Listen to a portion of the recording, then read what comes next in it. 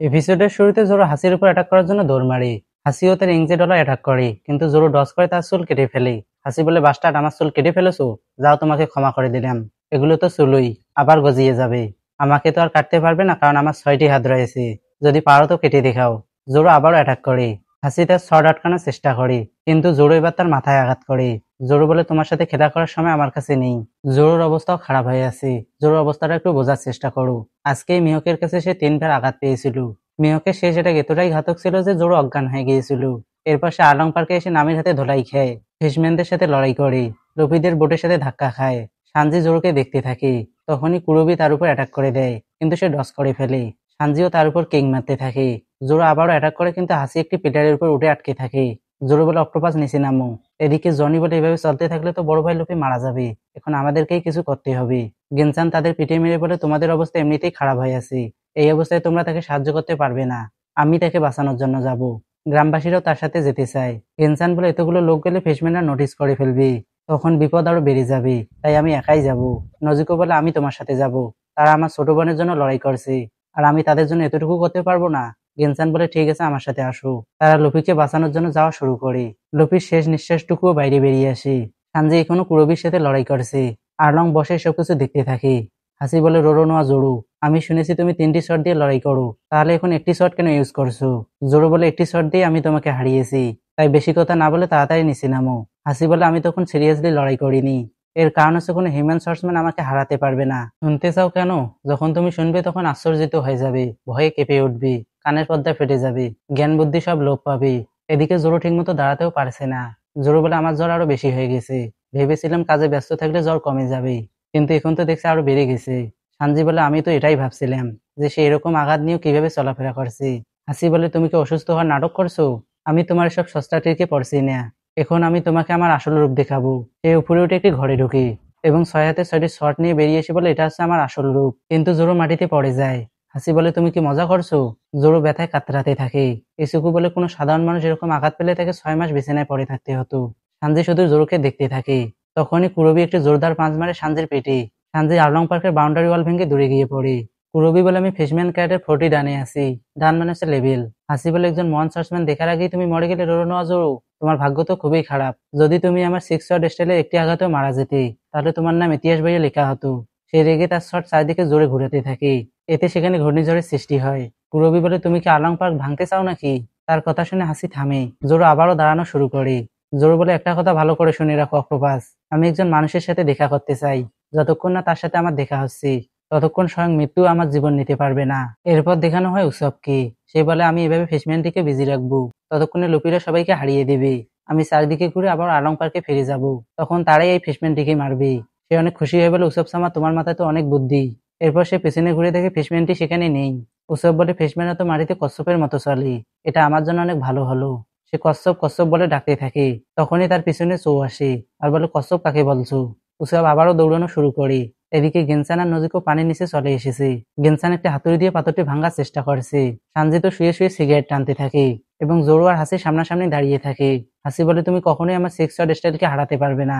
Johnny আর ইসুকু বলে, বড় ভাইয়ের অবস্থা সত্যিই খারাপ হয়ে আছে। ডক্টর বলে, আঘাতের কারণে তার নিশ্চয়ই জ্বর হয়েছে। যদি এই অবস্থায় তার আঘাত খুলে যায় তাহলে তাকে বাঁচানো সম্ভব হবে না। জোরো বলে, তুমি 3 শট স্টাইল দেখতে চেয়েছিলে তাই না? এখন আমি তোমাকে দেখাবো 3 শট স্টাইল কাকে বলে। সে জনি আর ইসুকুকে তাদের শট দিতে বলে। তারা শট দুটি ছুরি মারে। হাসিও জোরোর উপর অ্যাটাক করে দেয়। জোরো শট দুটি ক্যাচ করে এবং হাসির বুক ছিঁড়ে ফেলে। হাসি বলে, আমার মাথা এখন খারাপ হয়ে গেছে। আমার কাছে 6টি শট আছে। আমি এবার তোমাকে কেটে ফেলবো রোরোনোয়া। জোরো বলে, তোমার শট আর আমার শটের ওয়েট আলাদা। হাসি বলে, তুমি বলছো যে তোমার শট বেশি ভারী? আমার প্রত্যেকটা শটের ওজন 300 কেজি করে। এগুলো তোমার থেকেও বেশি ভারী, বাস্টার্ড। জোরো বলে, তোমার মতো গাধার সাথে কথা বলার সময় আমার কাছে নেই। হাসি আবারও অ্যাটাক করে। জোরো খুব সহজেই তার অ্যাটাক আটকে ফেলে, কিন্তু হাসি মাথা দিয়ে জোরোকে মারে। ফলে জোরো আকাশে উঠতে থাকে। জোরো যেখানে পড়বে ওই জায়গায় হাসি তার 6টি শটের সাহায্যে ধান কাটার মেশিন বানিয়ে ফেলে। ওখানে পড়লেই জোরো টুকরো টুকরো হয়ে যাবে, কিন্তু জোরো হাসির এই হাত কেটে নিচে ল্যান্ড করে। হাসি বলে, এখন আমি পুরো পাগল হয়ে গেছি। সে আবারও অ্যাটাক করে, কিন্তু জোরো এবার একটি নতুন টেকনিক ইউজ করে সবগুলো শট কেটে ফেলে এবং হাসিকে আকাশে উড়িয়ে দেয়। তার এই অ্যাটাকটির নাম হচ্ছে সান্তোরিও তাতসুমাকি। জোরো বলে, এখন বুঝেছো তো তোমার আর আমার শটের মধ্যে পার্থক্য কোথায়? এরপর দেখানো হয় নামিকি। সে তার আঘাতে ব্যান্ডেজ লাগিয়ে আলং পার্কের দিকে দৌড় মারে। এদিকে জোরো মাটিতে পড়ে যায়। পিছন থেকে কুরুবি তাকে মারার চেষ্টা করে, কিন্তু সানজি তাকে কিক মেরে দূরে পাঠিয়ে দেয়। কুরবি বলে তাহলে তুমি এখনো বেঁচে আছো? আমি জানতাম না যে ইস্ট ব্লুতে এমন কেউ আছে যে আমার ফেস থেকেও বেঁচে যাবে। সানজি বলে এখানে অনেক ধরনের রেস্টুরেন্ট আছে যেখানে তোমাদের মতো মাছ দিয়ে রান্না করা হয়। তারা এভাবে কথা বলতেই থাকে। এদিকে জোরো পানিতে নামার চেষ্টা করে। সানজি বলে গাধা, এই অবস্থায় পানিতে নামলে তুমি নিশ্চিত মারা যাবে। জোরোর আগেই সানজি পানিতে লাফ দেয়। এটা দেখে কুরবি হাসতে থাকে আর বলে তুমি ফিশম্যানদের সাথে পানিতে লড়াই করতে চাও? সানজি পানিতে নেমে দেখে গেনসান লুফির বুকে চাপ দিচ্ছে আর লুফির মাথা উপরে টেনে ধরে বসে আছে নজিকো। সানজি ভাবে এটা তো অনেক ভালো হয়েছে যে সে এখন শ্বাস নিতে পারছে।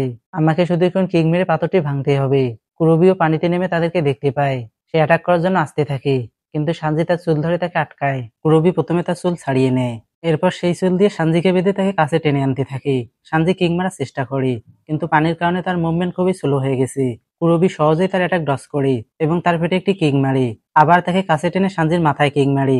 সানজি নিচে পড়তে থাকে কিন্তু সে নিচে পড়ার আগেই কুরবি নিচে আসে এবং আরো একটি কিক মারে সানজির মুখে। সানজি উপরে ওঠার আগেই সে তার মুখে আরো একটি পাঞ্চ মারে। ফলে সানজি দূরে গিয়ে পাথরের সাথে ধাক্কা খায়। সানজি তাড়াতাড়ি উপরে ওঠার চেষ্টা করে কারণ তার শ্বাস ফুরাতে চলেছে কিন্তু কুরবি তার সামনে দাঁড়িয়ে থাকে।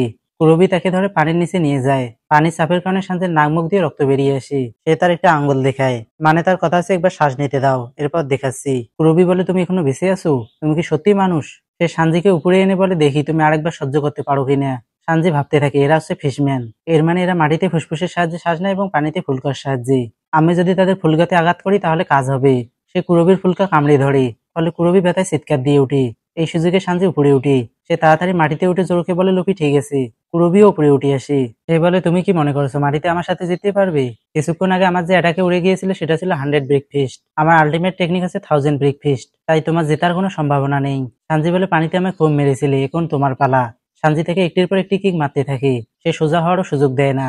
সাধারণত সানজি লুচ্চামি করে সময় কাটায় কিন্তু যখন সে কিক মারা শুরু করে তখন আলাদাই গুজবাম আসে। শেষে সানজি এত জোরে কিক মারে যে কুরবে আলং পার্কের একদিকে ঢুকে অপরদিকে বেরিয়ে আসে। আর্লং এতক্ষণ বসেছিল, এখন সে দাঁড়িয়ে বলে আমার ভাইদের মারার সাহস তোমাকে কে দিয়েছে? জোরো বলে লুপি কিভাবে ঠিক আছে? সানজি বলে সে আরো কিছুক্ষণ পানিতে থাকতে পারবে, এজন্য আমাকে আরো একবার পানিতে নামতে হবে। কিন্তু দেখে মনে হচ্ছে না সে আমাদেরকে যেতে দিবে। এদিকে গেনসান উপরে উঠে আসে কারণ তাকে শ্বাস নিতে হবে। বুড়ো মানুষ আর কতক্ষণ শ্বাস আটকে থাকবে। এরপর দেখানো হয় উসবকে। সে মাটিতে পড়ে থাকে। তো বলে সে সত্যি অনেক জোরে দৌড়ায় কিন্তু আমি কখনো ভাবিনি যে সে এত সহজেই মারা যাবে। একটা মাত্র স্কুইড গানের আঘাতেই কেউ কিভাবে মরতে পারে। উসবের চারদিকে রক্তে ভিজে গেছে। তো ওখান থেকে চলে যেতে থাকি কিন্তু উসব তো এখনো মরেনি। উসব বলে ভালোই হয়েছে আমি কেচাপ স্টার ইউজ করেছিলাম। সে বুঝতেই পারেনি যে এগুলো কেচাপ। উসব বসে তার গায়ে মাটি লাগাতে থাকে। সে বলে আমার নামের জন্য খারাপ লাগছে কিন্তু কোনো ব্যাপার না, বলবো যে আমি হেরে গেছি। তার আস্তে আস্তে লুপি, জোরো, সানজি, নামি সবার কথাই মনে পড়তে থাকে। এসব মনে করে সে এটা বোঝাচ্ছে যে সবাই নিজেদের জায়গা থেকে লড়াই করেছে, এমনকি জনি আর ইসোকু। কিন্তু উসবই একমাত্র ব্যক্তি যে লড়াই থেকে পালাচ্ছে। এরপর উসবের মিস খায়া তার শিষ্যদের কথা মনে পড়ে।